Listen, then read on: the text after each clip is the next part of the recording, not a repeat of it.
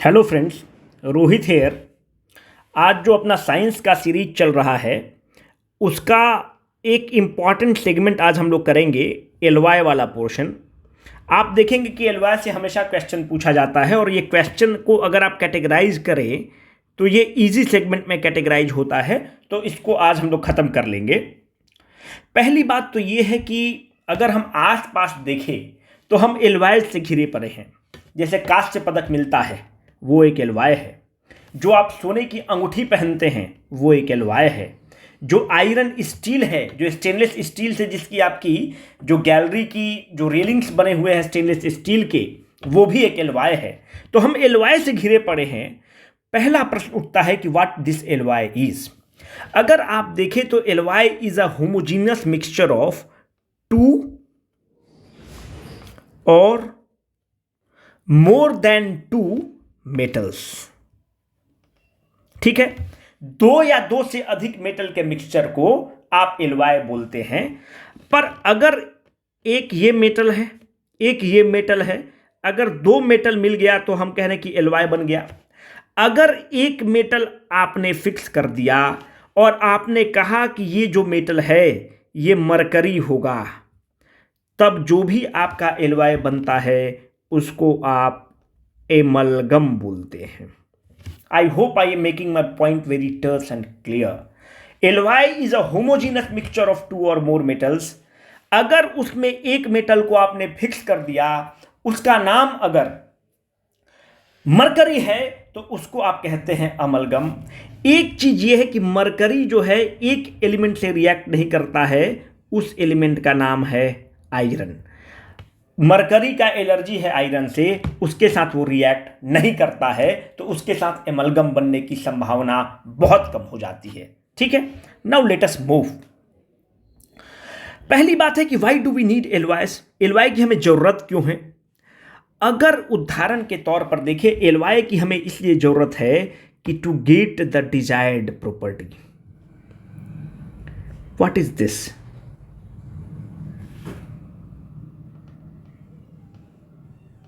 To get the desired property, we need to mix one metal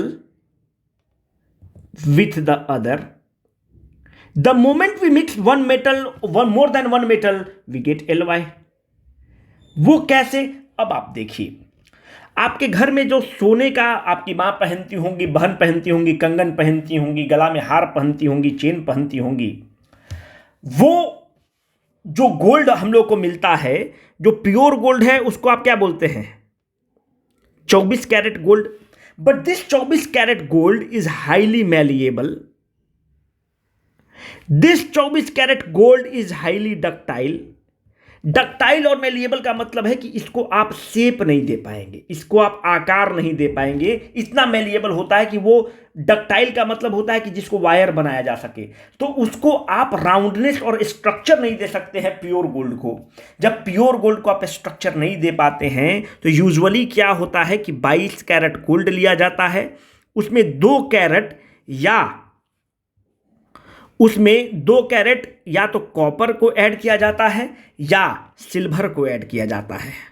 जब copper और silver, हमने क्या कहा कि एक मेटल गोल्ड हो गया, दूसरा मेटल कॉपर हमने ऐड किया या सिल्वर ऐड किया, तो जब भी दो मिक्सचर बन गया उसको आपने एलवाई कहा। जब ये चीज का कॉम्बिनेशन बन जाता है तब इसको आप एक प्रॉपर शेप दे सकते हैं, गोला बना सकते हैं, अगर आप चाहे तो उसको चौकोर बना सकते हैं, अगर आप उसको चाहे तो सोने का रिंग बना सकते हैं, या कुछ भी कर सकते हैं, एक प्रॉपर शेप दे सकते हैं। तो कहने का मतलब है जो हम लोग सोना पहनते हैं वो यूजुअली 24 कैरेट गोल्ड नहीं होता है, वो एलवाई होता है, जिसमें यूजुअली 22 कैरेट का सोना होता है और 2 कैरेट का या तो कॉपर का मिक्सचर होता है या फिर सिल्वर का मिक्सचर होता है। So we are surrounded by alloys और हमें पता होना चाहिए। एक आप बार बार न्यूज सुनते होंगे एक्वा रेजिया के बारे में। एक्वा रेजिया एग्जामिनर का फेवरेट क्वेश्चन है। एक्वा रेजिया क्या है? आप पहला तो ये होना चाहिए कि it is a highly fuming liquid. Fuming liquid मतलब क्या होता है? अगर आप देखेंगे तो पूरा धुआं धुआं आते रहता है इससे। दूसरी बात है कि इट इज हाईली कोरोसिव। ये क्या कोरोसिव कैसे है ये भी अभी हम लोग देख लेंगे। ये बनता कैसे है जो एक्वा रेजिया है? फ्रेशली प्रिपेयर्ड अगर आप देखें, आप 3 मोल ऑफ हाइड्रोक्लोरिक एसिड लेते हैं, 1 मोल ऑफ HNO3 लेते हैं, नाइट्रिक एसिड लेते हैं, तो आपको एक पानी मिलता है जिसको कहते हैं रंगीन पानी। लैटिन वर्ड है, इसका मतलब होता है royal water. This royal water is called as aqua regia. This is highly corrosive. मतलब क्या हुआ? हाईली कोरोसिव का ये मतलब हो गया कि इस पानी में जो भी मेटल्स जो रिएक्ट नहीं करते हैं, जैसे सोना, जैसे प्लैटिनम, ये सब एलिमेंट को कहा जाता है कि ये रिएक्ट नहीं करते हैं, पर इन मेटल को भी एक्वा रेजिया जो रॉयल वाटर है इसमें डिसॉल्व किया जा सकता है। ठीक है, एक्वा रेजिया का ये जो आपका जो फॉर्मूला है, कभी भी किसी भी एग्जाम में आपको इस फार्मूला से वास्ता पड़ सकता है। और ये याद रखिएगा कि जो रॉयल वाटर है ये फ्रेशली प्रिपेयर्ड होता है, यूजुअली एकदम ताज़ा ताज़ा तैयार किया जाता है। ठीक है, इसको आप कहते हैं एक्वा रेजिया। ध्यान रखिएगा, पूछा जाता है। ये सब कुछ प्रश्न हैं जिसको हम लोग लेक्चर खत्म होने के बाद अटेम्प्ट लेंगे। ये सब पूछे हुए प्रश्न हैं। जैसे एक क्वेश्चन है कि अमलगम किसकी मिश्र धातु है? अब बताइए, जो भी होगा, हमने बताया कि अमलगम में एक मेटल क्या होगा? पारा होगा, मरकरी होगा। तो अमलगम किसकी मिश्र धातु है? पारा की मिश्र धातु है। ठीक है, तो एक चीज तो मरकरी होना ही चाहिए। अब आप देखिए कि हमने आपको बताया कि स्टेनलेस स्टील जो होता है, जो स्टील होता है, steel is a classic example of alloy. कैसे? फॉर्मूला अपना वही चलेगा, एक मेटल, 2 मेटल मिनिमम मिल गए, एलॉय हो गया। 2 से ज़्यादा भी हो सकते हैं। स्टील का फॉर्मेशन कैसे होता है? अगर स्टील का फॉर्मेशन देखें तो हम आयरन को लेते हैं, आयरन में कार्बन ऐड कर देते हैं। जब आयरन में कार्बन ऐड करते हैं तो आपको स्टील मिल जाता है। इस स्टील में जब आप निकल को ऐड करते हैं, जब आप क्रोमियम को ऐड करते हैं, plus trace amount of manganese को ऐड करते हैं, तो आपको स्टेनलेस स्टील बनता है। आयरन में कार्बन डाला, स्टील बना। स्टील में निकल और क्रोमियम डाला, ट्रेस अमाउंट ऑफ मैंगनीज डाला, स्टेनलेस स्टील बना। चूंकि यहां पर देखिए एक से ज्यादा एलिमेंट का एडिशन हो रहा है, stainless steel is a classic example of alloy. अब थोड़ा सा देखिए, यहां से मैं डंडी मार के निकल सकता हूं, ठीक है, पर मैं मारना नहीं चाहता। अब देखिए, इस कार्बन को क्यों ऐड किया जाता है? जैसे आप कार्बन को ऐड करते हैं तो ये जो कार्बन है इसको हार्डनेस प्रोवाइड करता है। ठीक है, स्टील बन गया। स्टील में आपने निकल को ऐड किया। इस निकल को डालने से क्या मिलता है? इस निकल के डालने के बाद उसके लैटिस स्ट्रक्चर में चेंज होता है। लैटिस स्ट्रक्चर मतलब यहां पे जहां पे एटम्स अरेंज होते हैं, इस अरेंजमेंट को लैटिस स्ट्रक्चर बोलते हैं। ठीक है, जहां पे आयरन का मॉलिक्यूल है उसको ऑस्टेंटाइट बोलते हैं, फेराइट बोलते हैं। बहुत तरह का स्ट्रक्चर होता है। जो लैटिस स्ट्रक्चर होता है जहां पे एटम्स अरेंज होते हैं उसको आप लैटिस बोलते हैं। निकल उस लैटिस स्ट्रक्चर को चेंज करता है और इसको नॉन मैग्नेटिक बना देता है। ठीक है, फिर क्रोमियम क्या करता है? जब आप क्रोमियम को ऐड करते हैं तो आप देखिए कि जो रेलिंग वगैरह होता है उस पर जंग नहीं लगता है, तो इसको रस्ट प्रूफ या कोरोजन प्रूफ बना देता है।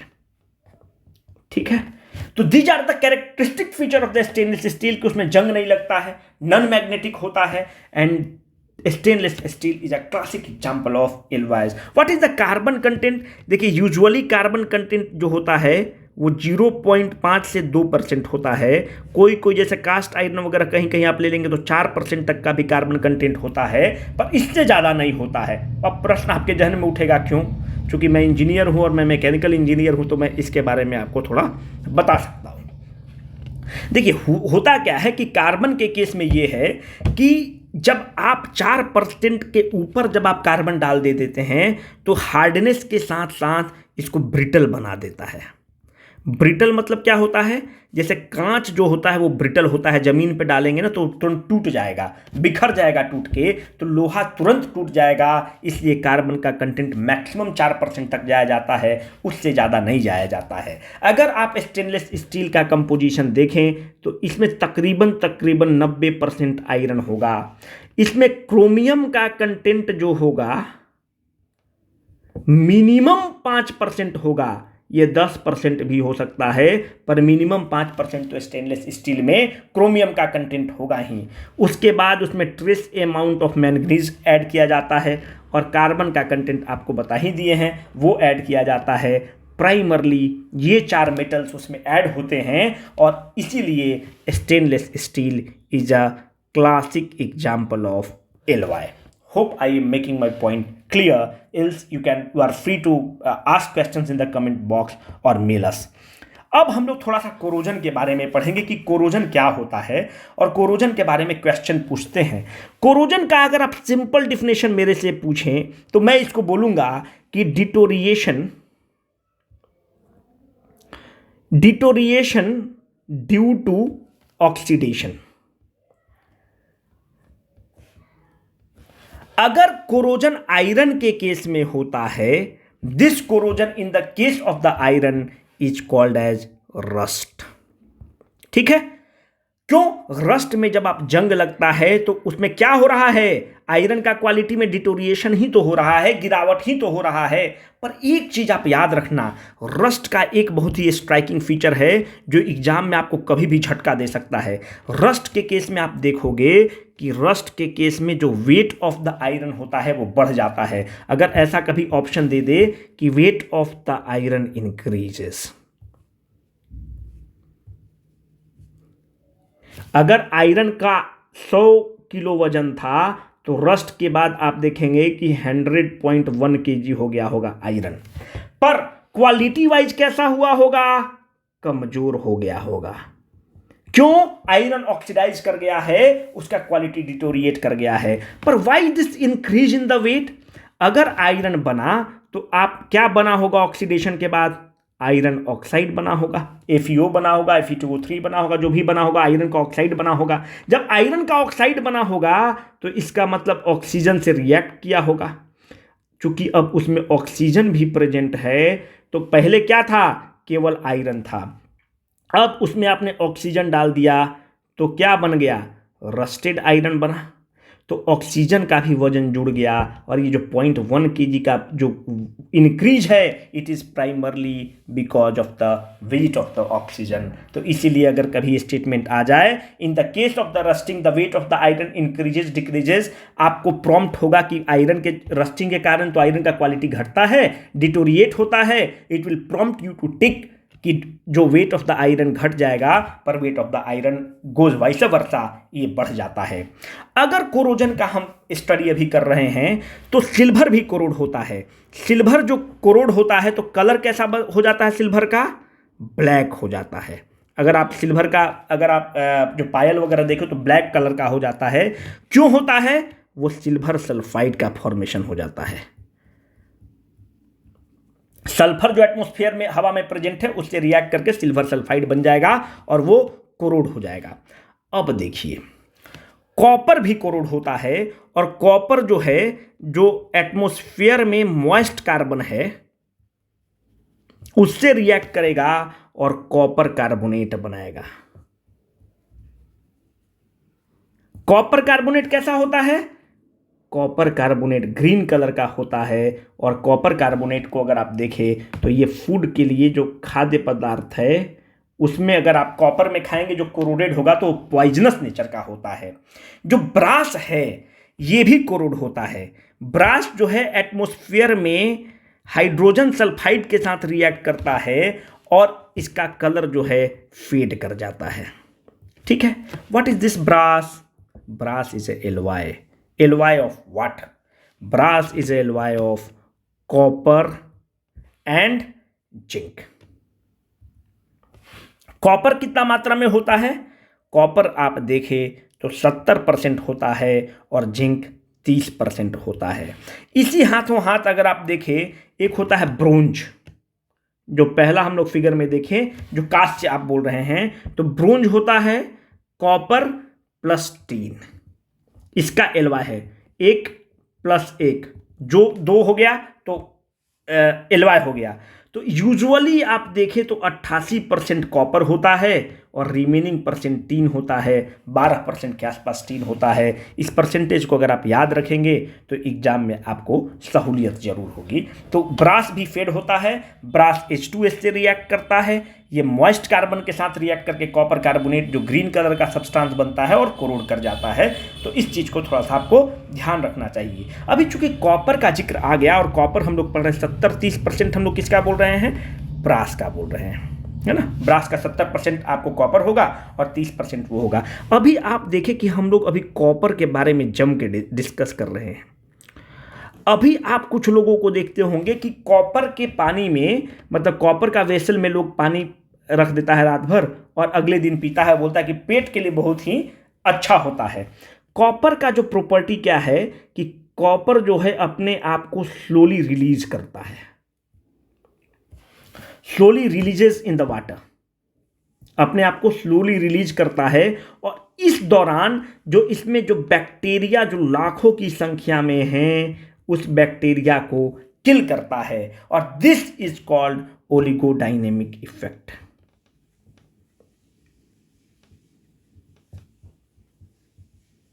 This killing of the bacterial killing by the diffusion, slow release of the copper in the water is called as the oligodynamic effect। और आप देखते हैं कि लोग बोलता है कि पानी पीते हैं तो हेल्थ के लिए बहुत अच्छा है, it is because of the oligodynamic effect of the copper. और इसीलिए लोग कॉपर के पानी में, कॉपर के वेसल में लोग लोटा में या फिर आजकल देखते होंगे कि जो भी मग रहता है उसमें रख के लोग पानी पीते हैं। तो इट किल्स द बैक्टीरिया, और जब बैक्टीरिया को किल करता है तो हम लोग के लिए हेल्पफुल है, and this is because of the oligodynamic effect of the copper.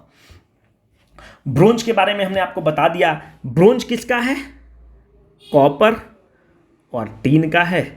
Copper 88% रहेगा और टीन 12% रहेगा। देखिए मुझे कन्फ्यूजन होता है कि एक कॉपर प्लस टीन है और एक कॉपर प्लस जिंक है, हमेशा कन्फ्यूजन होता है। तो हम याद रखें कि ब्रोंज में जेड है तो जिंक वाला नहीं रहेगा, कॉपर तो दोनों में कॉमन है, तो जेड है ब्रोंज में, तो हम याद रखें कि भाई जेड है तो इसमें नहीं रहेगा, टीन वाला हो जाएगा इसका और ब्रास वाले के किस्म हो जाता है जिंक। आप जैसे याद रखें, आप रखिएगा कि मतलब जेड और जेड दोनों में है तो ये वाला नहीं होगा, आप जैसे याद रखना होगा रख लीजिएगा। एक है सोल्डर। अगर आप दुकान पे, इलेक्ट्रिकल दुकान पे जाएंगे तो देखते हैं कि सोल्डर के साथ वो जोड़ता है। जो सोल्डर के बारे में अगर आप जिक्र करें तो सोल्डर का यूजुअली क्या होता है, तो सोल्डर का लो मेल्टिंग पॉइंट होता है। और सोल्डर जो है इलेक्ट्रिकल अप्लायंस के लिए बहुत ही शानदार चीज़ है। और सोल्डर में कम से कम 32% का टीन होता है। देखिए डेटा थोड़ा सा फ्लक्चुएट कर सकता है, उसके लिए बहुत ही माइंड करना है। और 68% के आसपास लीड होता है। तो इसका क्या होता है, लो मेल्टिंग पॉइंट होता है, तो ज्वाइन करना आसान है। इसको और इसको मेल्ट कर देता है, आप देखे ही होंगे, तो इसमें कुछ बताने का जरूरत ही नहीं है, दोनों को जोड़ देता है लो मेल्टिंग पॉइंट के कारण। एक चीज़ हम बताना चाह रहे थे वो है जर्मन सिल्वर के बारे में। जर्मन सिल्वर मिसनोमर है, और देखिए यहाँ से खूब क्वेश्चन पूछता है। नाम है जर्मन सिल्वर पर इसमें सिल्वर का कंटेंट 0 है, सिल्वर इसमें है ही नहीं। और ये जो आप चीज़ देख रहे हैं ना कि ये बहुत ही हार्ड बनता है, it is very hard, it is very tough. Silver का कंटेंट इसमें 0 है। इसमें 50% के आसपास कॉपर होता है, 15% के आसपास इसमें निकल होता है और 35% के आसपास इसमें जिंक होता है। तो आपको हमने बताया एक या एक से अधिक मेटल के मिलन को एलवाई बोलते हैं। यहाँ पे 4 मेटल का मिलन है, इसको आप जर्मन सिल्वर बोलते हैं। इससे ज़्यादा कुछ भी ज़रूरत नहीं है। अगर आप मेरे से पूछें तो ये इसमें सबसे इम्पॉर्टेंट पॉइंट है जिसके चलते इसको हमने इंक्लूड किया है। इससे ज़्यादा बिल्कुल मत पढ़िएगा, 0% सिल्वर होता है इसमें। अगला एक ड्यूरेलुमीन आप देखते होंगे, तो हवाई जहाज़ का जो बॉडी होता है वो ड्यूरेलुमीन से बना होता है। ड्यूरेलुमीन का जो मेन खासियत ये है कि ये बहुत ही लाइट होता है। तो हवाई जहाज में आप क्या बॉडी को चाहेंगे? लाइट रहेगा। लाइट रहेगा तभी तो एरोडायनेमिक इफेक्ट के चलते ये हवाई जहाज ऊपर उठेगा। ठीक है, एरोडायनेमिक इफेक्ट जो लगेगा। तो आपको लाइट भी चाहिए और साथ साथ आप देखें तो आपको मटेरियल का हार्डनेस भी थोड़ा चाहिए होगा। तो ड्यूरेल्यूमीन हल्का के साथ साथ हार्ड भी है, टफ भी है। अगर मुख्य घटक आप देखें तो एल्युमिनियम है, उसके बाद कॉपर है, उसके बाद मैग्नीशियम है और मैंगनीज है। एक से ज़्यादा, दो या दो से ज़्यादा mixture of metal is called as alloy. इससे ज़्यादा आपसे नहीं पूछेगा। एक प्रोसेस जो बहुत ही फेवरेट रहा है एग्जामिनर का, उस प्रोसेस को आप कहते हैं गैल्वेनाइजेशन। गैल्वेनाइजेशन होता क्या है? It is a process of protecting the steel. It is a process of protecting the steel या आयरन फ्रॉम व्हाट? किस चीज से प्रोटेक्ट करेंगे? रस्टिंग से प्रोटेक्ट करेंगे या कोरोजन से प्रोटेक्ट करेंगे बाय कोटिंग देम विथ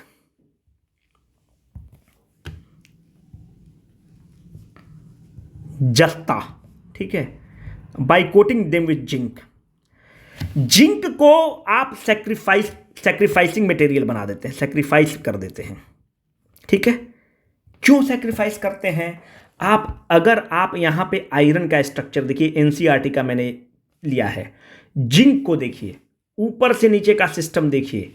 यहां पे जैसे ऊपर से आप नीचे जा रहे हैं रिएक्टिविटी कम हो रहा है, मतलब कि zinc is more reactive than iron.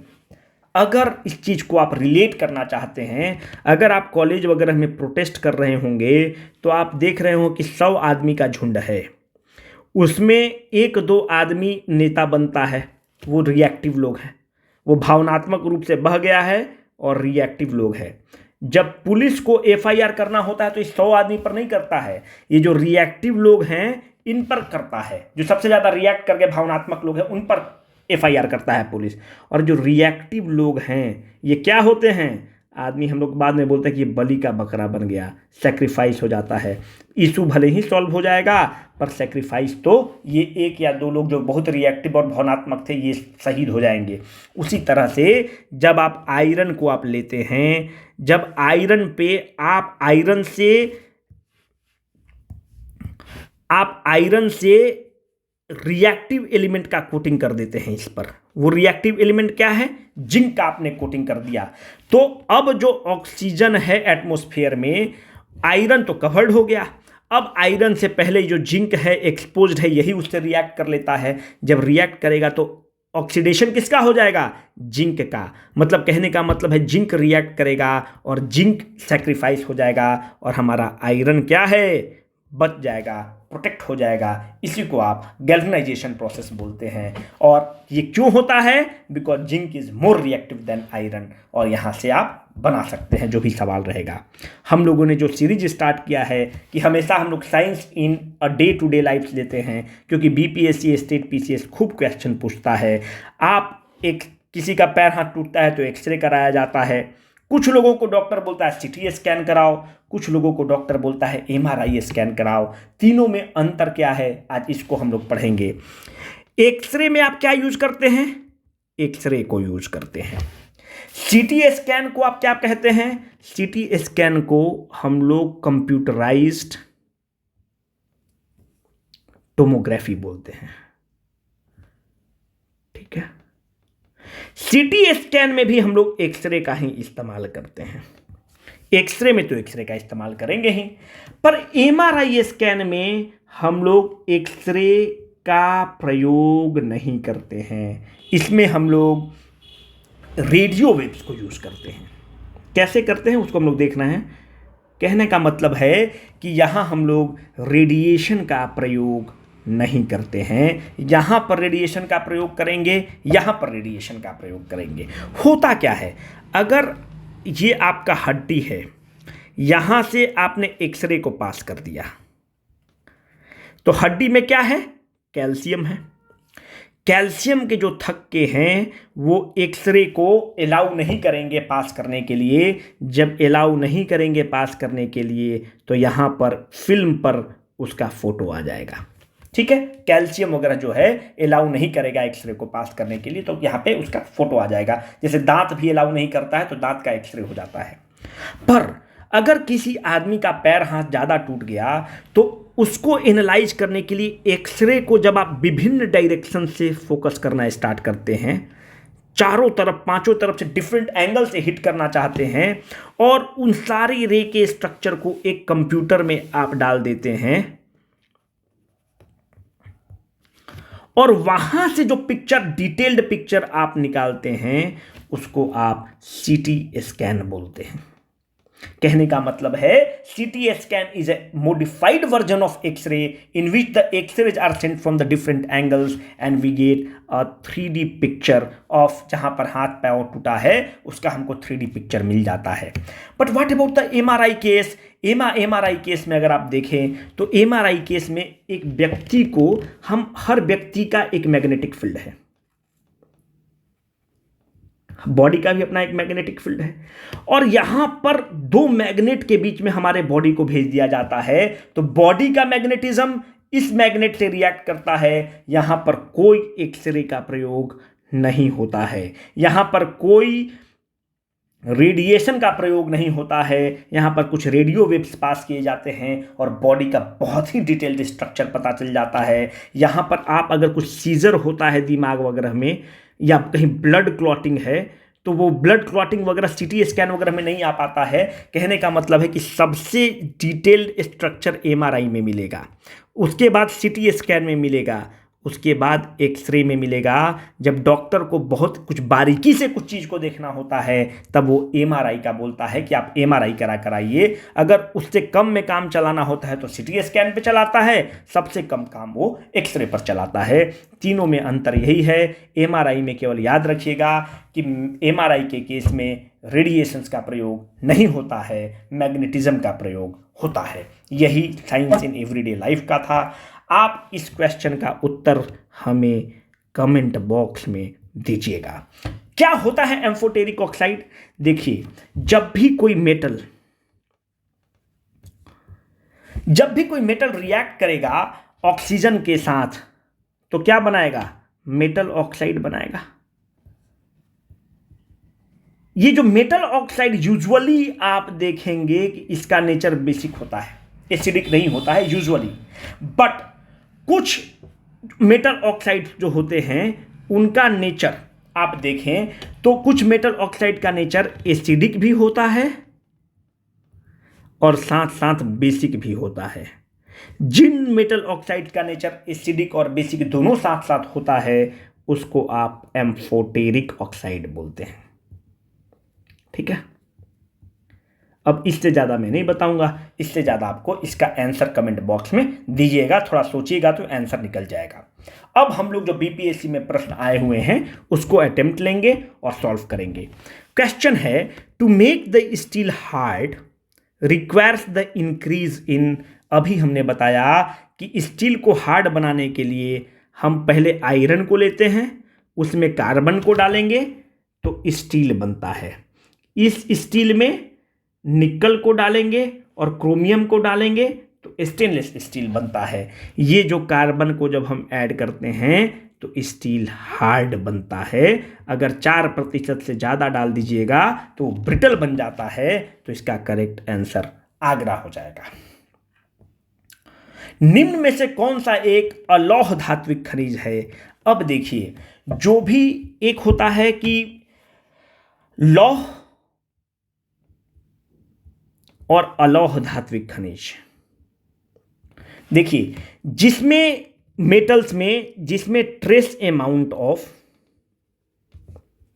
Iron हो या जिसका यूज स्टील या आयरन बनाने में प्रयोग होता हो उसको आप लौह धात्विक खनिज बोलते हैं। जैसे स्टेनलेस स्टील बनाने में निकल का प्रयोग होता है, क्रोमियम कोरोजन के लिए प्रयोग होता है, टंगस्टन का भी प्रयोग होता है थोड़ा बहुत ट्रेस अमाउंट में। तो जो भी चीज़ जिसमें ट्रेस अमाउंट ऑफ आयरन हो या आयरन या स्टील का फॉर्मेशन में इस्तेमाल हो उसको आप लौह खनिज बोलते हैं। जो चीज़ जिसमें आयरन का ट्रेस अमाउंट प्रेजेंस ना के बराबर हो और जिसका आयरन के बनाने में इस्तेमाल नहीं होता हो उसको अलौह धात्विक खनिज बोलते हैं। उदाहरण के तौर पर gold, silver, tin, cobalt, zinc, bauxite, copper. कह रहा है कि निम्न में से कौन सा एक अलौह धात्विक खनिज है। तो आप देखिए निकल का तो इस्तेमाल होता ही है, मैंगनीज का भी इस्तेमाल होता है, पहले बता रखे हैं। कोबाल्ट का इस्तेमाल नहीं होता है, टीन का इस्तेमाल नहीं होता है। करेक्ट आंसर ई हो गया।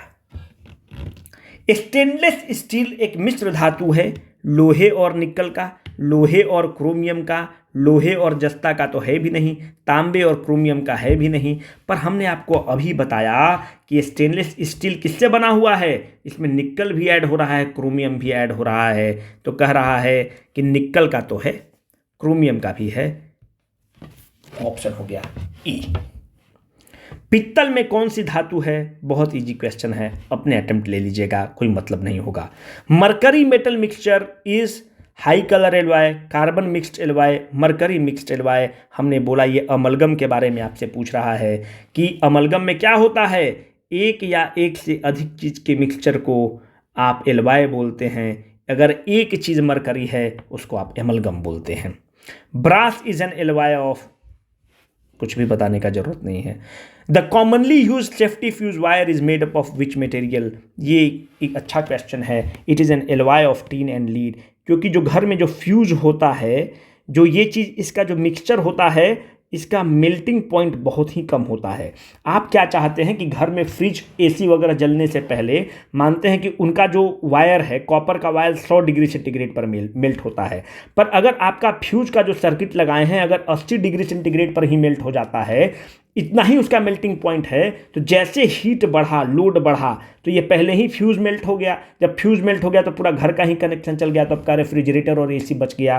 पर इसका मेल्टिंग पॉइंट कम होता है पर रेजिस्टेंस ज़्यादा होता है। क्यों? जो हीट रिलीज होता है सर्किट में वो होता है I²R × T। T is the time, R is the resistance, I is the current. Circuit में same amount of current flow हो रहा है तो इस पर डिपेंड नहीं कर रहा। सेम अमाउंट ऑफ टाइम हो रहा है, छोड़ दीजिए। अगर रेजिस्टेंस ज़्यादा रहेगा तो हीट ज़्यादा रिलीज होगा। जब हीट ज़्यादा रिलीज हो जाएगा तो मेल्टिंग पॉइंट इस पर डिपेंड करता है, ये जल्दी मेल्ट कर जाएगा।